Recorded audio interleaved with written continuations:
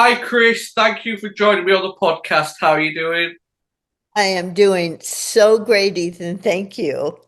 Brilliant. You've been very busy lately, haven't you, with the release of your new film? It's been quite busy. I seem to be, but you know what? Nicely busy. I honestly have to say, it's like I do a few interviews, well, sometimes every day, but never mind. It's actually fun. I'm enjoying it a lot. How did the film come about? Because the book's been out a while, hasn't it? The book was actually released in 2009, at the very end of nine, and yeah, and it just kind of continues to just sell. It's got legs. People learn about it and then they read it. And one of the people who read it, or no, actually, I'm not even sure Doug read it. Doug Schwab, who is the producer of my documentary, came to a Beatle Fest and gave me his card and said, "Give me a call." And I thought, right, of course I won't. And then Simon Weitzman came up and said, the day before I left, and said, "Oh, really, we want to talk to you about something." And then they approached me about the documentary. And I was kind of like, why? I mean, I don't have anything to say. But apparently I did. It is a fascinating life you've led in the circle of a lot of great rock and roll bands and artists. And do you ever look back and feel like, not lucky, but like privileged you were there? Yes, especially now, somehow seeing the documentary and having people write me and telling me, "Oh my gosh, how amazing that you worked with all these people," even on the documentary saying that. And I'm like, "Oh, yeah, I guess that is something, you know?" I think I just took it for what it was and didn't really think too much about it. But now I'm starting to really get the whole picture and thinking, yeah, that was amazing. But it all started in England. If I Yeah. had stayed in LA, I would have had a very different career. Well, it all started when you met Derek Taylor in, was it in LA that you met him? Yes, he Uh, was just about to go back to London to work for because Apple had just started. and then, so what was it that made you come over to England? Then, what job did he offer you a job at first? He just said, "You should come to London, and now's a good time." And I was living with an actress called Terry Garr. And Terry had been to London and she said, "Oh, you've got to go." And I went, "Nah, I don't think so. It's so complicated and it's so far away." And back in 1968, we just didn't travel like we do now. It was a whole different time. It's like to go to Europe was, well, I think the only people going to Europe were rich Texans because it just wasn't something that the average person did. But he called me again from New York when he was there with Paul and John, and he said, "You've got to come." And Terry said, "You got to go." So I sold everything, got the money for my plane ticket, and flew there and arrived. And the funny thing is, Derek didn't actually have a job per se. I think he figured I'd work it out. So I just did everything I could to help out this. I'd help the secretaries, I'd help the switchboard operator. And finally I started going for lunches because they were getting these little deli sandwiches. And I went, "Oh, come on, they're the Beatles. They should have like a real meal." And it wasn't just them, it was also Neil Aspinall, Peter Asher, Peter Brown, the executives at that time, and Ron Cass. And so I went to the restaurants in the neighborhood and said, "Can you fix me this food and leave it and give me china, give me plates and silverware?" And they went, I said, "It's for the Beatles." And they were like, "Oh, okay." So that got me the job. Well, what happened is Peter Asher was one of the people who enjoyed my meals and asked me if I would like to work for him. And finally, I had a job, but I was probably there. I had to go back and get my visa renewed or I had to get a working permit. So I'd been there 3 months. So I was probably there a month before Peter brought me on. It's crazy how like you left your home behind and everything behind and came over not knowing where you were going to live or what you were going to do, and it just was that like the '60s summed up really? Like you could do anything if you wanted. There, there was something to that, but I think it also was something I've learned in my life that throughout my life, it's kind of someone will say, do this, and I have to jump. My thing is jump in I get pushed in the deep end, and I have to work it out so I don't die. And that was kind of what happened with that situation. It's like, okay, this sounds really intriguing. The Beatles were the biggest thing happening at that time. I'd never been to Europe. It was, yeah, it took courage, actually. I think probably if I look back now, I'd say I was pretty brave to have Yeah, done that. definitely. Was London how you expected it to be when you arrived? I loved it. I got there first thing in the morning, obviously, after the flight. And I had to go find a place to stay. Derek said, go stay at, the Hilton on Park Lane. Well, like I didn't have that kind of money. So I didn't go to the Hilton. I went to a Airbnb. Oh, God, I don't even remember where it was, but it was not in the center of London. And just got this B&B and kind of found my way around for the weekend because I got there on a Saturday morning.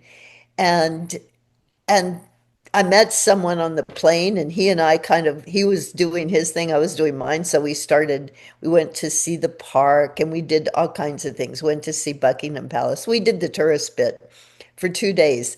And then on Monday, Derek was back in the office. So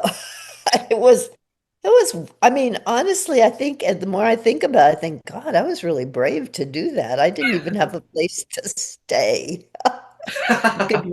Good morning from Arizona.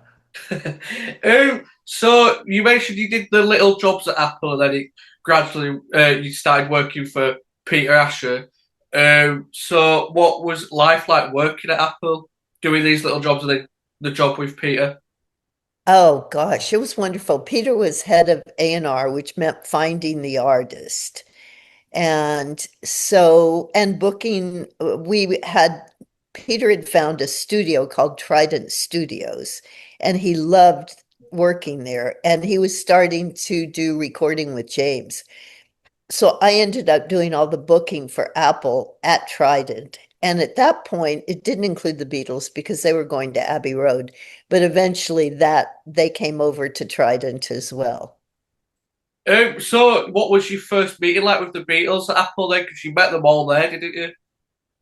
I met Paul and John the first day I was there, probably the first hour. And Paul was there every day. And John and Yoko were there all the time too. And this was on Wigmore Street. This was not in the Savile Row address. This was Wigmore Street, which was one floor, and everybody was on that one floor.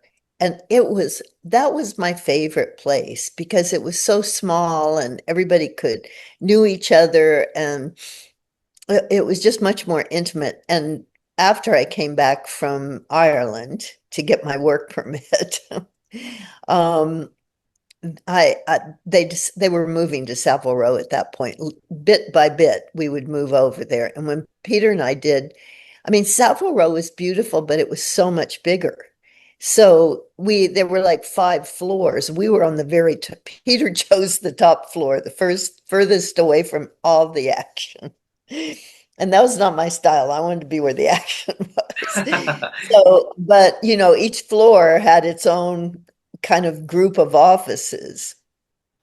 And so it lost that intimacy that we had at Wigmore Street. I was kind of sad about that. Working there was like, it was a dream come true. Are you kidding? In 1968, I was basically at the place where everybody would have liked to have been. Yeah, definitely. Well, you became like very matey with the Beatles and their wives, and like you entered their circle. Where would you say that you like entered the Beatles circle socially? I think once I went George and I became quite friendly early on. We just clicked, and he after I left Apple, went to LA with Leon Russell. And when I after that didn't work out, I came back to Apple, and George asked me to come to live at Friar Park because they just bought it. They hadn't been there that long. And he said, "Come in, you can help us." So I said, so I went out with him one night. He was in the studio. I packed my suitcase and I went with him to Friar Park. And I don't know if Patty knew I was coming or not, but she was there, and they showed me around, and it was very spooky because there was no heat for one thing. It was all, I don't even remember if it was radiators, but radiators for a house that's 120 some rooms isn't really efficient. There were space heaters, which I slept in front of one the first night. And when I said, "Well, where shall I sleep?" They said, "Anywhere you want." And it's like, well, I am staying as close to the main hall, the fireplace as I can get. So I slept in a room off the main hall. And it was scary. It was really scary. I've seen photos of Friar Park. Did you ever get lost in the building or in the garden? Well, yeah, we could do that. We did. I went with Patty once with some other people. And at one point, Patty went, "Oh, I don't know where we are." I think she was kind of joking, though, because wherever you were, you could still see the house, more or less. But that was before they did all the renovations. I mean, the lakes were filled up by the nuns who had lived there. The Catholic Church owned it. So there was an enormous amount that changed while I was there and even after I left. But I kept going back because whenever I'd go to England, I would stay with Patty and George. Not many people have like been so friendly with the Beatles. But what was it like actually living with a Beatle? What was George like at home? Well, George is a very was he was a very down to earth person at times. And fun at times, but he was under a lot of pressure. I mean, I was at the house when the breakup happened, when Paul put the article out. I was still living there, and so that was going on. And Patty says in my documentary that George was very concerned about money because everybody thinks they were so rich, and they were living well. They were living well, but the taxes were so high. The taxes were like 90%. So he said to buy a pack of ciggies, he had to make £100 just to pay for the carton of ciggies. So yeah, I think that was a stressor that was going on. Then the Krishnas came to live with us, three families and their kids. And that changed the environment totally because the dining room became a temple and there was a lot of chanting going on all the time.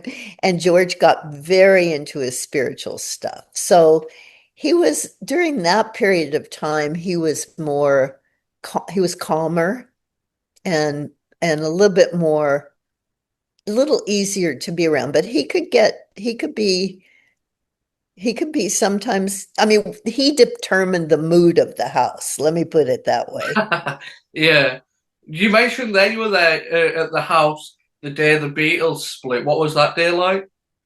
Well, I woke up and went into the kitchen, and Patty was already up, and there were newspapers spread all over this long table in the kitchen. And she said, "You're not going to believe what's happened."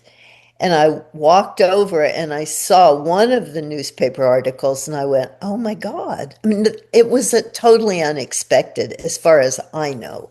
Maybe, I mean, I don't think it was unexpected that the Beatles were going to break up because everybody else had already quit.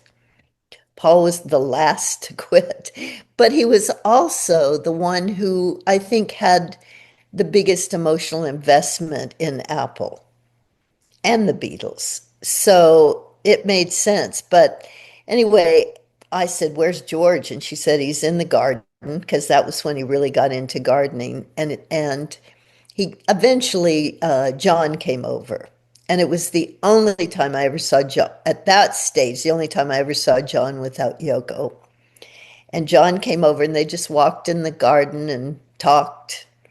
And I don't know what they said, but it did release George. It didn't take long for George to suddenly go, I'm going to do an album. I'm ready now. I've got the songs, I'm ready. So he would hand me the lyrics. I would type them up. He'd give them sometimes to me on the back of an envelope, and then I would type them up for him. And that was my contribution to All Things Must Pass. And then eventually they started recording. That's a brilliant album as well. Was you there when the recording was happening? I was there for part of it, and then I went back to Apple, and Klein was firing everyone. And George called me, and there was nobody there. It was like a skeleton. Richard DeLello was still there, and the Klein people were there, and a few of the original members, but he had fired the majority of people who worked there. So Richard and I sat in the press office most days and just talked. Why are we here? What's the purpose of all of this? And George called me one day and said, you're going to get fired, but don't worry, it's the best thing. Don't worry about it. So I waited for about a month, and finally, one of Klein's people fired me. And I had to wait because I needed the money. When you get fired, they got to give you some money, and I had to have the money. So that's why I waited. So, Speaking yeah. of Apple, you was there for one of the most iconic rock and roll moments ever when they played the rooftop gig, and you was actually on the Right. roof. What was that I was like? on the roof. There were four of us in the audience. Me, Ken Mansfield, who worked for Capitol Records, and Yoko and Maureen. We were it. We were the audience until people started coming out of the windows onto the other roofs, and then eventually some of the employees kind of meandered up there. But we'd been given a memo that said, the roof is not secure. Please don't go up there while they're recording. All employees, unless you're absolutely necessary, you shouldn't be on the roof. And two of the girls who worked there went out for lunch and shopping while that was going on. But the cameraman for who was filming came by, and I of course knew Michael Lindsay Hogg and all the people he had working with him because they were there in the studio for quite a long time. So Tony came up and said, "Are you coming up?" And I said, "No, I'm not an essential worker." And he said, "Yes, you are. You're my assistant." So through that beautiful that beautiful act, I ended up on the roof, totally freaked out that they were going to tell me to come and get off. Not the Beatles, but the executives. Yeah. What what memories do you have of that like performance then? Well, the most obvious is how cold it was. It Really? was Yeah. bitterly cold. Though it was January. Wasn't it January or December? It was very cold. And I think it was December, and the wind was just really blowing, and up on the roof, it felt it.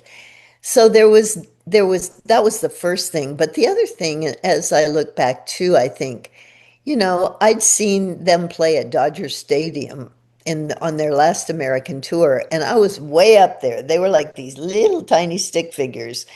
And so the next time I saw them playing live in concert was on the roof, and I went, and now I'm in the front row. That's pretty cool. You couldn't be any closer, really, could you?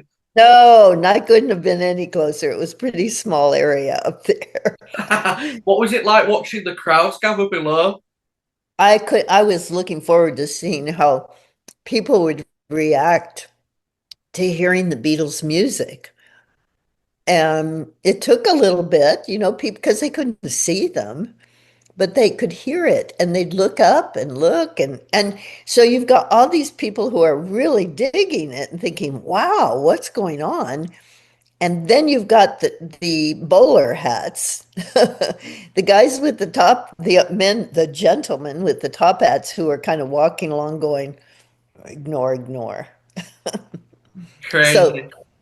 yeah, it Uh, was this thing. you were in the studio with them quite a bit, and you actually feature on Hey Jude. Yes, I'm singing in the chorus. Did you do hand claps on Revolution 9 as well?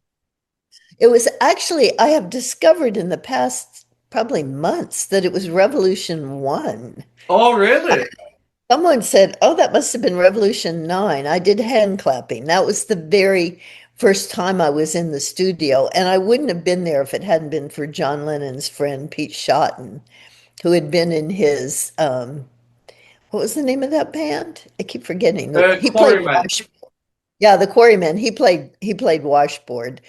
And they were very, very good friends. And so Pete eventually said, would you like to come in the studio? Because I was sitting up there. Mal told me, come over.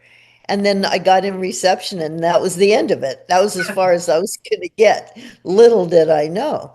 And then Pete Shotton said, would you like to come in? And I said, yes. So we went down into the studio first, not through the control room.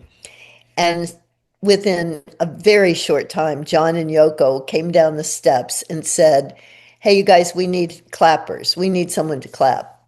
So there I was, my first night in the Beatles' presence in the studio, clapping on Revolution number 1. Crazy. It's mind blowing. Like Hey Jude back in Revolution 1, it must be surreal, really. Yeah, really. And I say I'm not a singer, but on the other hand, I sang on Hey Jude. I mean, if you're not a singer and you that, yeah.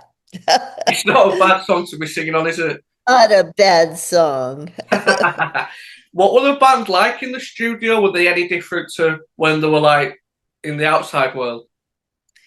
Well, this was when I got there, they were just starting the White Album, the Beatles.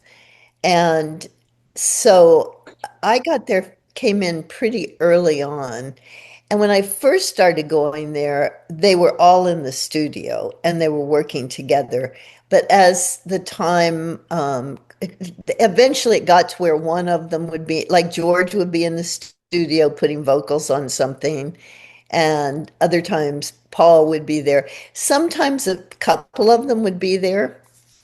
It just depended on what was going on, but they were not every day 4 people in the studio. That wasn't the case. Could you tell when it was kind of falling apart then within the band?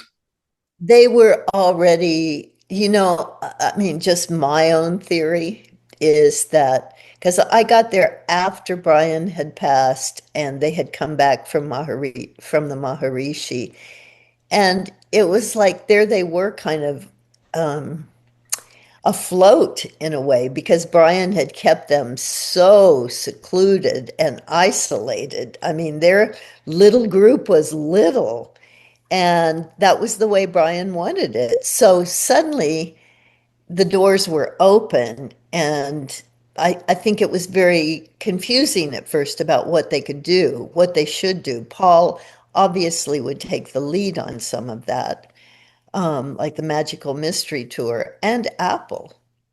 And so I think there was already, it wasn't any one thing that took them there, it was life. They were Yeah. older, they had families, a couple of them. It just suddenly, and they had been through a very weird time together with the touring and the idolation. And I think it was just, I mean, I know for George particularly, just the idea of getting out in the country and being quiet and not having people rushing him was that was heaven to him. Your book is brilliant, and there's a lot of moments in there that when I read, I thought, oh, I wish I were there. But there's one that stands out when it's a while after the Beatles had split, and I think George was on tour, and you was in the hotel room with him, him and John Lennon. I think was Patty there, and there was talk. That was no, that was when Olivia and he first met. Patty Oh, was Olivia, yeah. they were I think they were divorced and Patty was with Eric, but Olivia, he and Olivia had just met right before the tour. That was the 74 tour. There And was talking yeah, about the old days, about the Beatles and stuff, weren't there? that was at it was the what's that hotel? The Park Lane? No. Oh my gosh, one of the most the Plaza. Oh yeah, It yeah. was Hotel Plaza in New York City, and John wanted to go see George play, so I picked them up. It was John and May paying, so I went and picked them up in a car, and then we drove out to Long Island, saw the show, and then came back to the Park Lane and or no, the Plaza. I went into my room, which was next door to the what we called the hospitality suite. And so I was next door and I went to my room and suddenly Maureen appeared. She and Ringo were divorced at this point, and she had decided she didn't appear. I knew she was coming. She was coming to meet me. And so she showed up, and then she comes in my room, and then I think, well, I bet George and John would like to see her. So I went in the hospitality room and said, hey, Mo's over next door. And so the two of them came in, and they were just, it was like one of the most amazing moments for me because I, I had heard, I remember when they stayed at the Plaza Hotel on their first trip to America and how all the girls outside and everything. It was just, that was where it all started. And I thought, yeah, this is pretty interesting. And Maureen, and it was all, it was like being taken back in time in a way. That's what I mean. Just hearing the crazy stories of those days must have been mental, Uh, really. yeah, it was a good time. It was a very good time then because there was still, well, they were all alive for one Yeah. thing.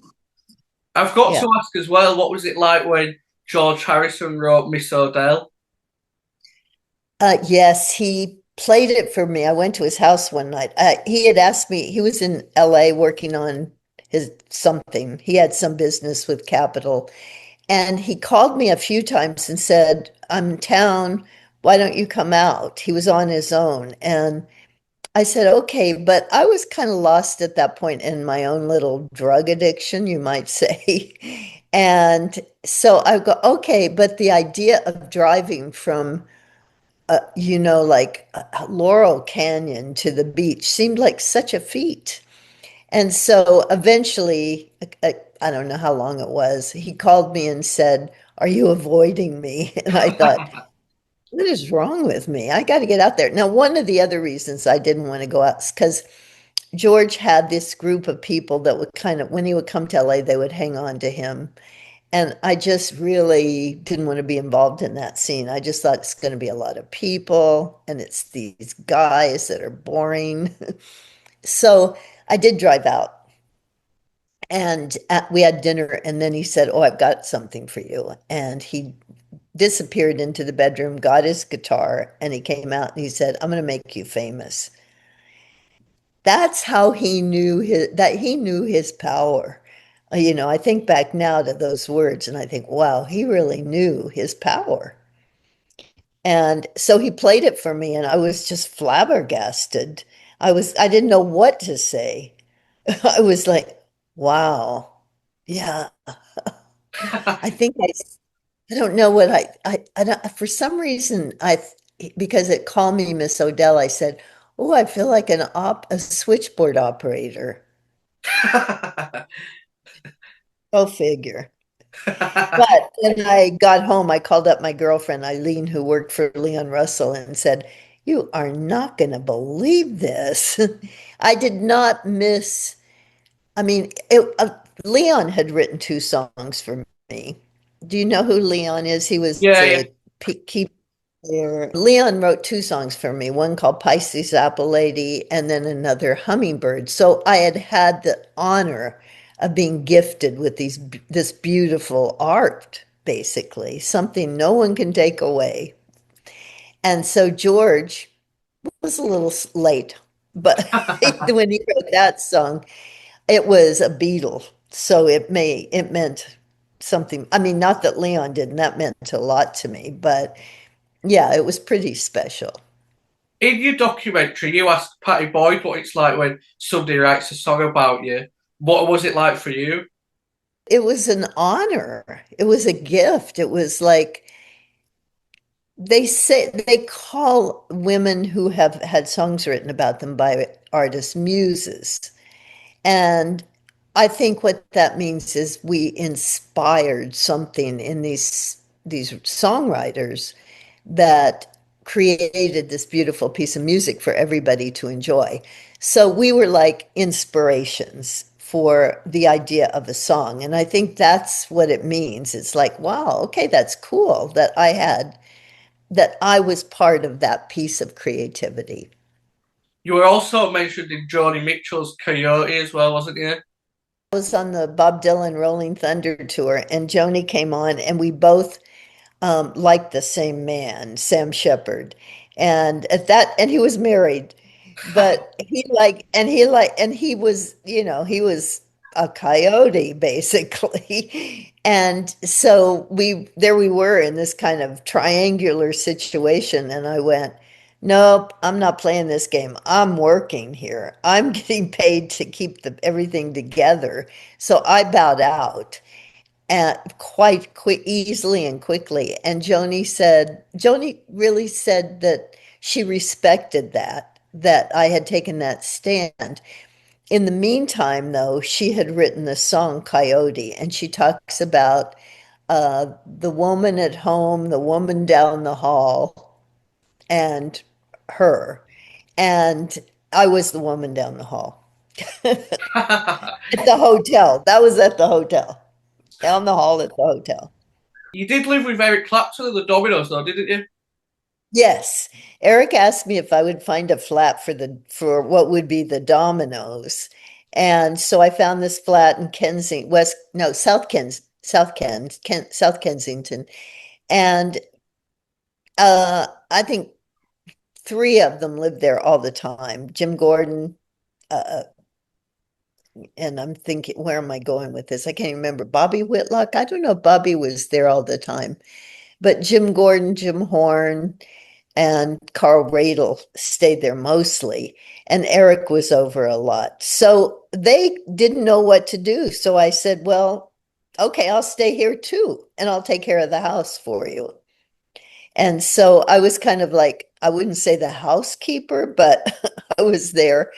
And yes, it was a crazy time. This was during the time that Eric was basically wooing Patty.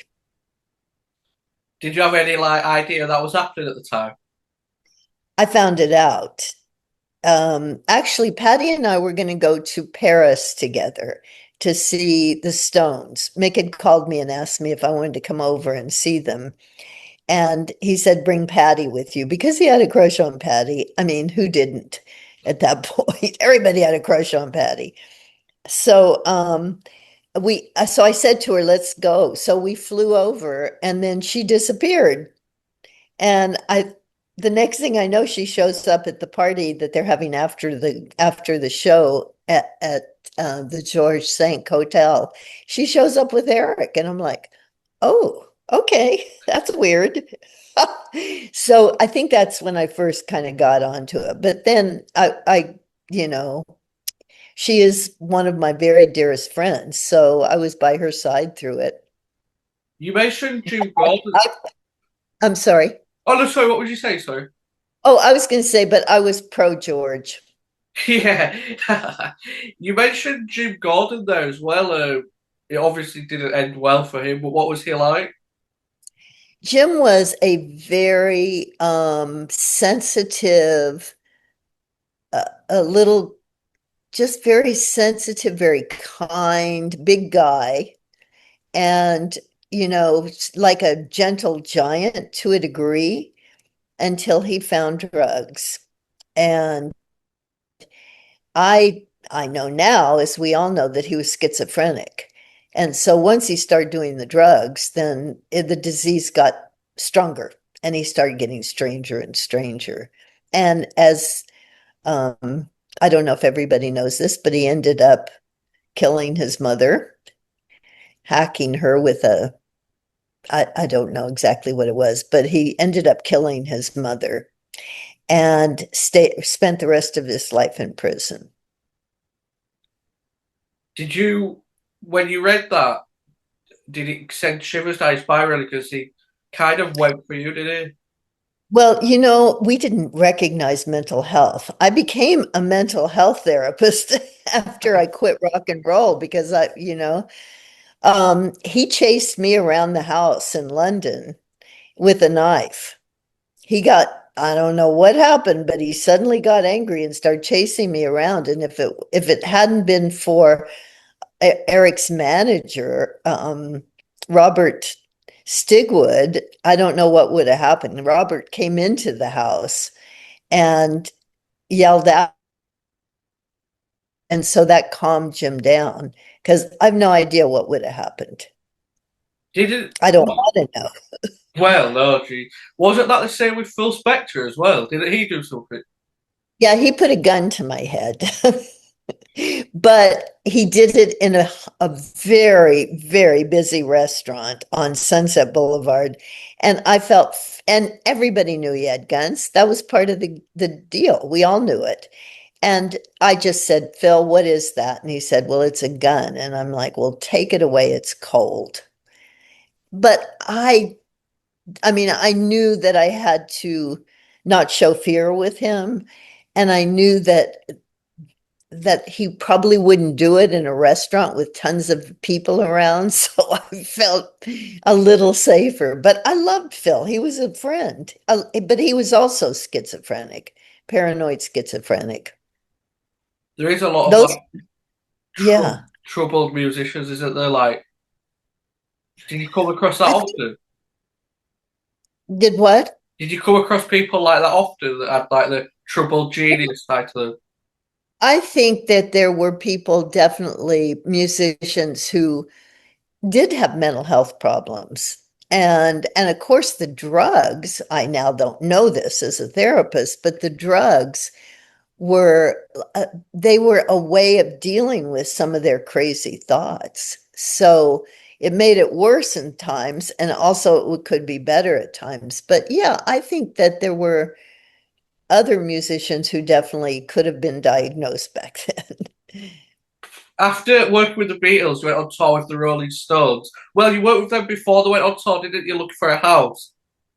I helped them. Had moved back to LA with Peter. Peter asked me to come back to LA when he was managing James. So I worked for him for a year, and then I got the opportunity to work for the Stones. I already knew Mick because I'd met him in London, and so that made it a little bit easier. So I got hired to work for them. My first job was find Keith, Mick, and Mick Taylor houses. So I did that. And then when they came to town, I was at Mick's probably almost every day. He was the person that was kind of doing the business side of things. And so I would work with him there, recording sessions. They were recording Exile on Main Street. So I was around for all of that. That's my favourite Stones album. That and you're actually on the sleeve, aren't you? Oh, yeah, I'm on the back cover. Yes, it's me. A picture by Robert Frank.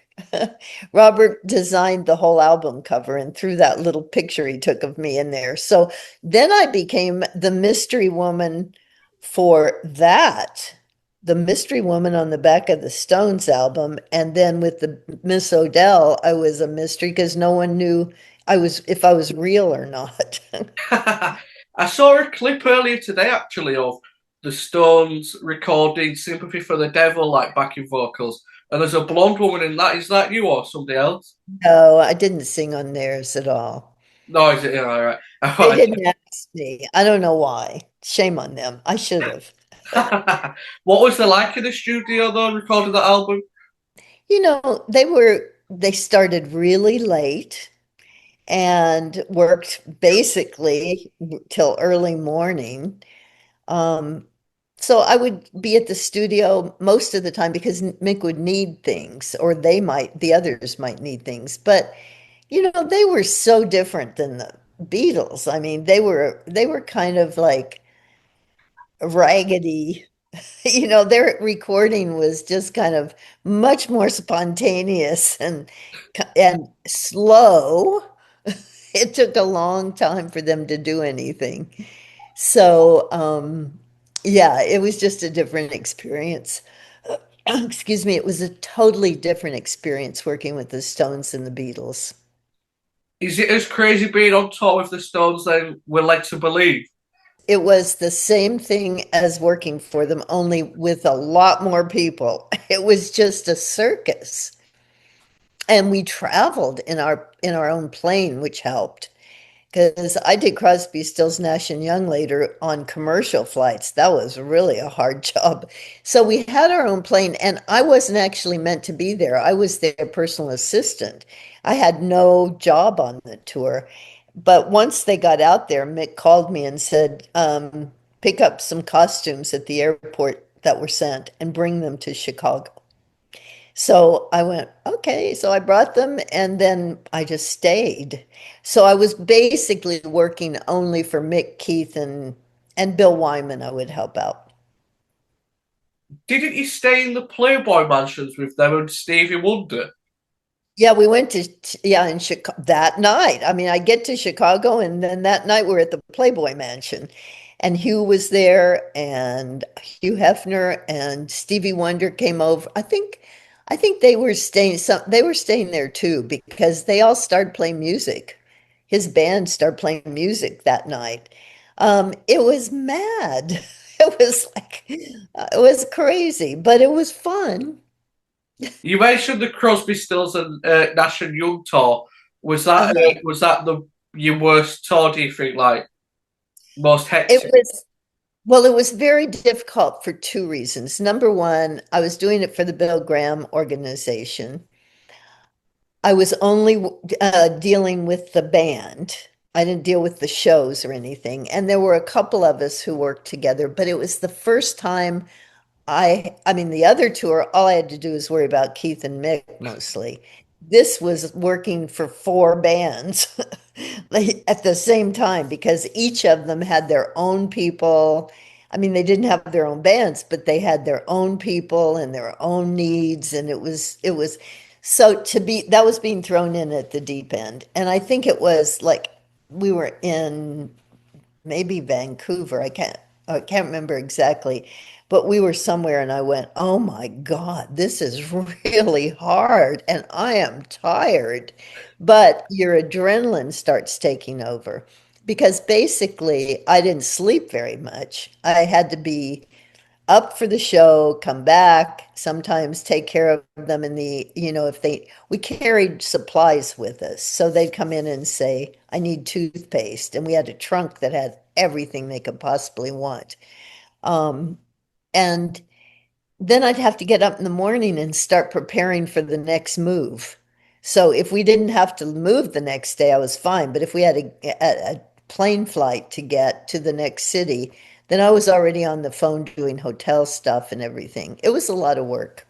Did you enjoy being on the road? I loved it. It was so much fun. It was really, really hard work. And there are probably a lot of people who could never have done it because we had no cell phones, we had no computers, no iPads. Everything was mono, basically, if you want to look at it that way. We were working in mono.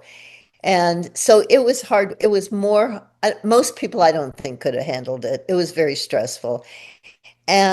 But I loved it. I loved working with musicians. I have a personality. My brain thinks forward.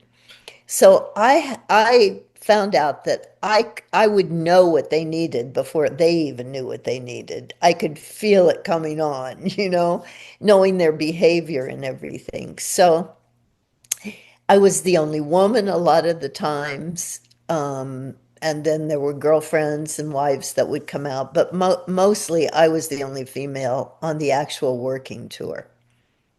Did you enjoy being on the road with Bob Dylan for the Rolling Thunder tour? I loved that tour and I loved Bob. I enjoyed it so much.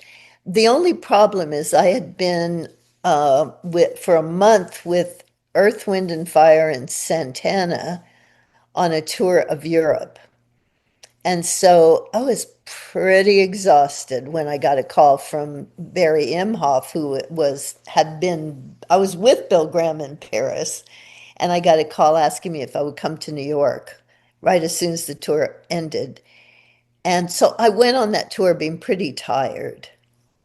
So not only jet lag, but just a month on the road with them in Europe, which was a place I didn't know that well.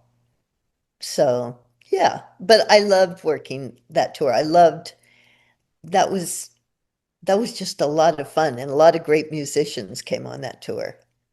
What is your favourite show that you did catch on a tour with any band? Oh, everybody, there was a part of every tour I did where, I mean, when you get to work with these people, and musicians are really good people, normally speaking, they're easy, they're thoughtful, they're not demanding in most cases. And so you build a friendship with them. I built a friendship with them. So every tour I went on, I had certain songs of every band that I wanted to see. And I would go out because I'd hang out backstage most of the time. It was the only time I had off. But I would always go out front and watch that those certain songs. And I think probably the one that strikes me, well, I worked for Queen in Europe. And I have to say, I did enjoy going out and watching a lot of their tour, a lot of their show. But the Dylan tour had One More Cup of Coffee and a couple other songs together that he did, and I would always go out front to watch those, and I remember them. With like Fleetwood Mac, you've worked with them and they're known for like the a lot of tension in the band and falling out stuff. What were they like to work with? Well, it was different for me because by this time I had moved to Germany. And because I'd met the promoter there, and I was kind of not wanting to tour too much anymore. But he asked me if I would come and work with him. So I went to Germany. I did a crash course in German and learned it so I could go out with he booked American and British bands, so mostly. So I could go out with them and translate and kind of travel with them, but I wasn't responsible for them. I mean, they had their own tour managers who had to deal with all of their wicked ways, but I just traveled with them and made sure that everything would be okay between the German people and the band. What I noticed in your book as well is when you'd go on tour, you'd be like this musical circle with a few people, and then you'd come home and it's like takes a bit of time to come back to reality and stuff, doesn't it? And come back down. Oh God, yeah, I noticed that right after the Harrison tour, I think was the first one.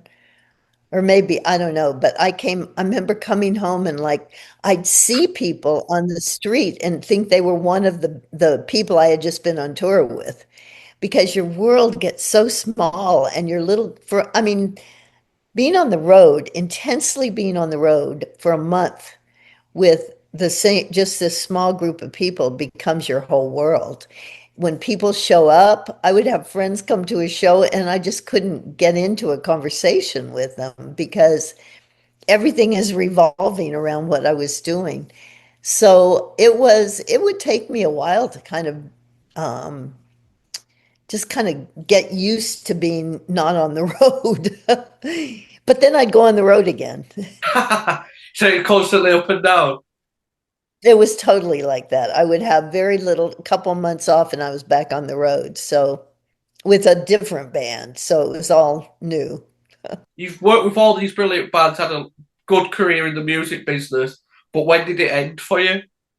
I was working with a band from England, you will know them, Echo and the Bunnymen. Yeah, great band, actually. Yeah, yeah. But I didn't know who they were. And after working with all these bands, I mean, Genesis, Phil Collins, just all these different bands, Queen, all these bands I worked with. Here comes Echo and the Bunnymen, and I'm like, who are they?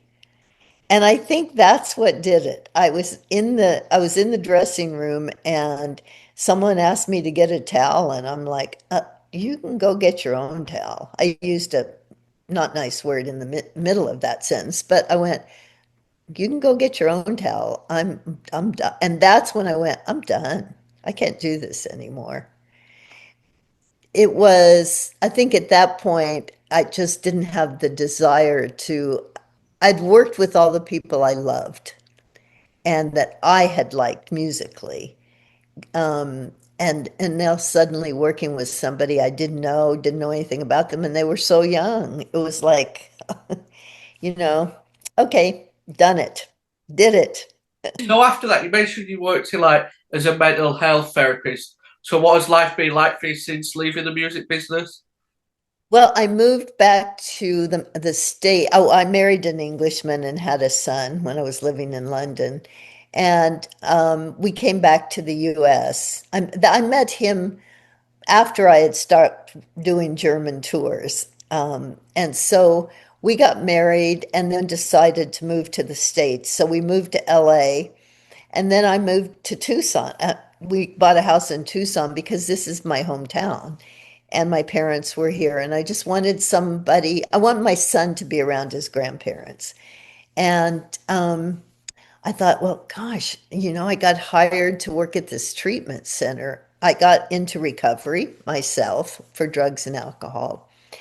By the way, it didn't affect my work. That's the amazing thing. I did it, but I could still work like crazy. So the drugs really didn't do the damage to my career that one You would think it would. you think you needed the drugs at times? I know. It was helpful. Yeah, yeah. There was nothing like cocaine at that point because it could keep me going, and the alcohol would calm me down. So those were my two major drugs. And they were everybody's major drugs back in the 70s. I mean, everybody was the top record company executives all had lines of coke on their desk.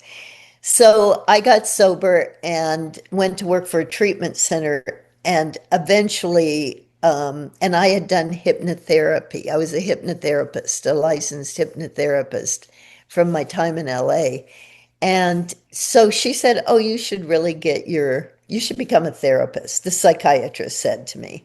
So I went, "Okay," but I had no school behind me other than high school. So I did my bachelor's. It took me 10 years, but I finally got my master's degree, and started working as a therapist. Actually, I started before I got my degree, even because they hired me. And I did that for 20 years and mostly working in treatment centers I did a lot of work with young adults. I played the music and they loved the stories. But it was a lot about alcohol and drug recovery, addiction at that point. And then I had a private practice, and then I worked for another treatment center, a not-for-profit, and they asked me to set up a for-profit portion of them. So I did it, and Linda Ronstadt said, "Would you like to rent my house for Really? your recovery place?" So we moved into this place and called it Casa de Linda, House. And I did that for a few years, helped get it licensed and not licensed, but get all the paperwork done for insurance and all that. And after that, I had remarried by this time, and I said to my husband, I'm done. I am done. So he was also a therapist, and we both decided that we were going to retire from it because it is pretty emotionally draining. More than rock and roll, actually. Rock and roll tours were nothing like it. Anyway, we traveled. for 7 years and lived in different countries just to kind of have that experience. What And was that then we like? came back. Oh, it was lovely. We started in Bali, which was lovely, and then spent a year in Thailand, spent almost 4 years off the coast of Honduras on an island called Roatan. And in between, we'd go other places, stay for like a month. And I think, I mean, it was really fantastic. But my husband, who was a veteran of Vietnam, had witnessed a murder uh, uh, in Honduras next door to our house. Really? And yeah, there's somebody tried to break into the house next door to us, and the security guard went and was killed, basically. And my husband went into that environment, found Jose completely cut up and blood everywhere, and it affected his PTSD. And so that then led to dementia and eventually, I mean, Alzheimer's. So we came back to the US when I noticed that. And I took care of him until he passed from that. So, yeah, that was during COVID. Really? Anyway, Oh. that's my side story. No, I'm sorry to hear that. How are you doing these days then? Or what are you up to these days? Oh, that was in 22. So he's been gone for a while. And, my life is great. I love my life. I've been very fortunate. And it's always, the documentary certainly uplifted a lot of stuff. And I've reconnected with an enormous amount of people that I hadn't seen because when I moved to Tucson, I gave that up. I let Yeah. go of all the music stuff I'd been around. I saw some people, but not many. And so it really helped when my documentary came out for Reconnection, especially with women. Really, yeah. Yeah, the women behind the men. I'm very big on that. So big on it that we're working on a documentary about it. Really, what are you allowed to tell us anything about I would love to. In the early 80s, I called Patty. I had this great idea. I said, "How come everybody knows the men, but nobody knows about the women behind them? These are the women who are the inspiration for the music, for the songs. These are the women who have to deal with other women, clamoring after their men." So I said, "Would you help me do interviews? We'll do a book on it." And Patty said, "I'll take the photos."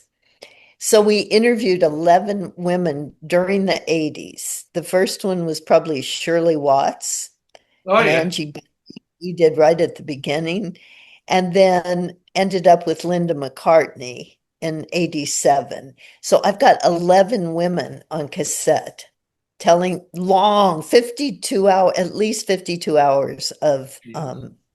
audio. No video, because that wasn't so easy then. And it was done in a way to not make the women nervous. I wanted them to feel free to talk. So I'm dealing with there are four of us, Simon, who did my documentary, and two other people, and we're working on a documentary and a book about the interviews. We're going to use the interviews and maybe add a few more people to it and everything. Yeah, that sounds brilliant. Yeah.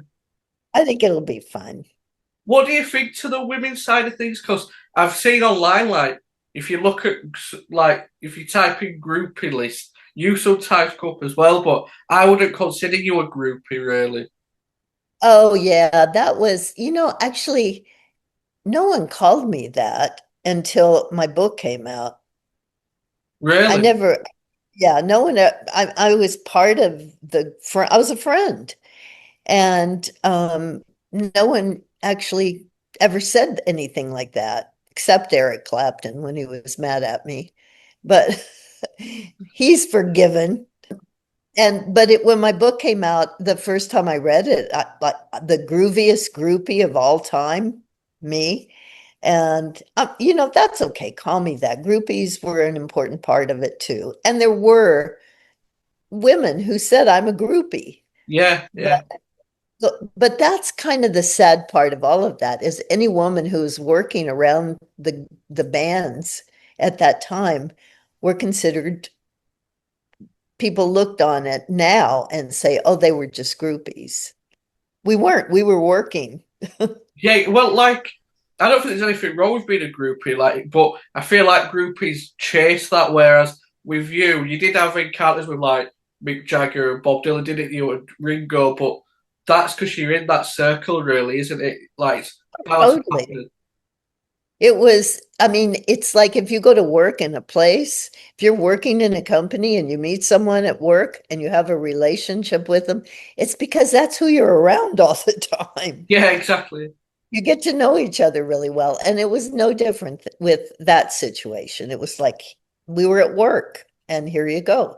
I never did have a relation. In fact, the only musician I really had a relationship with was Leon. Yeah. And after I never on tour would sleep with any of the band members. I didn't mind if they had a really cute like guitar tuner or something. Because it was all we knew nothing would last. So it was okay. And it was the 70s. It was the first years after the birth control pill really came out into the public. So there was just a freedom that had not been felt before. As much as you like loved the Beatles and the members, you were good friends with Maureen and Patty. Did you see how hard it was to be a Beatles wife? Oh, it was incredibly hard. That's what made me think about doing the interviews, particularly. I mean, Maureen's interview is, well, it's probably the only one she ever did. And it Yeah. wasn't, it was totally kind of like a conversation, more than an interview. I did have questions, but I knew where I was going, but I let them talk. And yeah, it was very difficult for them. They were left at home when the guys were recording. They couldn't come. They weren't supposed to be known, at the very beginning. It was I mean, Brian tried to discourage Maureen and Ringo from getting married because he didn't want another married Beatle. No, yeah, I was just saying with Cynthia Lennon, wasn't it? Yes. Yeah, yeah. So, yeah, it was kind of difficult. And I think, today the women, I think the first women who were with the Beatles were the ones who had the experience and went through Beatlemania and what all of that was like. They were there. The next group of wives that came in, they are there, I think, to really to protect their legacies. They're the keeper of the legacy. So, but they didn't have to deal with that experience as it was back in those days. The Miss O'Dell book and the documentary, they're both brilliant. I'll leave a link in the description to them both if anybody wants to check them out. Thank you. But yeah, they are really great. It is a fascinating life you've lived. Yeah, I'm getting tired. Ethan, I'm getting really tired now. Not of this interview, in general. I was thinking earlier before you called, I thought, maybe it's okay if I like kind of don't do a bunch of stuff for a while. Yeah, you have been very busy. Like we've had it planned a while, haven't we? But with stuff coming up, it's been hard for you, hasn't it? Yeah, it's you know what? Here's the thing. I think our generation, the people that I grew up with, and I speak specifically about the people from my early time of my life, they were older than me. When I went to Apple, they were already in their mid to late 20s. I was only 21. Now they're in their 80s and I'm in my late 70s, and it's like I feel like such a youngster now. Does it seem like a lifetime ago, all that, like the 60s and stuff? Oh, the memory is so funny. It's in many ways, it seems like it wasn't very long ago. In fact, it's really hard to believe it was that many years ago. But our lives get so jam-packed with life that time really doesn't play a big part in it. Yeah. And the good news is the people that I really love, like Patty, we're still really good friends. We have all those memories together. And yeah, we kind of grew up in a way together. Yeah, that's brilliant. Yeah. Well, thank you for your time and telling me your stories and all about your life and working with these brilliant bands. It's been an absolute honour. Thank you, Ethan. Thank you. I've enjoyed it. It's been great and thank you for your time. Thank you very much. I appreciate it.